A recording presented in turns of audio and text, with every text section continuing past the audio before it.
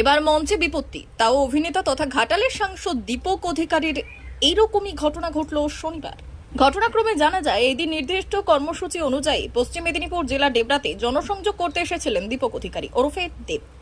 এই দিন তার জনসংযোগের অন্যতম কর্মসূচির পথসভাতে তিনি যোগ দেন। এই মঞ্চে ওঠার পরই তার সঙ্গে উঠেছিলেন এলাকার বিধায়ক হুমায়ুন কবির সহ তৃণমূল নেতৃত্ব, আর ছিলেন দীপক অধিকারীর নিরাপত্তায় থাকা কর্মীরা। যদিও এরপর তৃণমূল নেতা কর্মীরা মঞ্চে উঠতে গেলে বাধে বিপত্তি। মঞ্চের একাংশ ভেঙে পড়ে। এই ঘটনায় হতচকিত হয়ে যায় তৃণমূল নেতৃত্ব এবং ঘাটালের প্রার্থী দীপক অধিকারী। তাকে সরিয়ে নিয়ে আসে তার নিরাপত্তা কর্মীরা। যদিও এই ঘটনায় কারো হতাহতের বা বড় ধরনের দুর্ঘটনা ঘটেনি। যদিও এই ঘটনার পরেই তৃণমূল নেতৃত্ব মাইকে অ্যানাউন্স করতে থাকে অবিলম্বে মঞ্চ থেকে প্রার্থী এবং নির্দিষ্ট নেতা ছাড়া বাকিদের নেমে যাওয়ার, এবং অনেকেই যারা উঠেছিলেন তাদেরকে নামিয়ে দেওয়া হয়। কিছুক্ষণের জন্য এই ঘটনায় চাঞ্চল্য ছড়িয়ে পড়ে এলাকায়, যদিও বিষয়টি সামাল দেয় সাংসদ খোদ নিজে।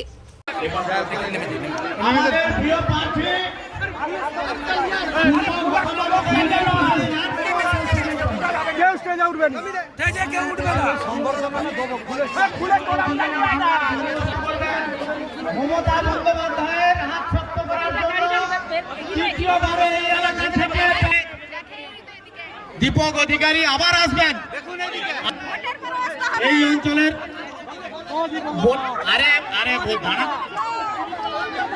সকলের উদ্দেশ্যে আমাদের প্রিয় প্রার্থী দীপক অধিকারীর কাছে।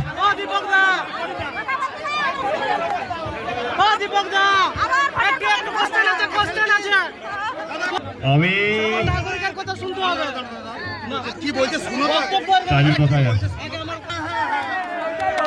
আমি এটুকু বলেছিলাম, যদি না করতে পারি রাজনীতি ছেড়ে দেবো। D news, Debra.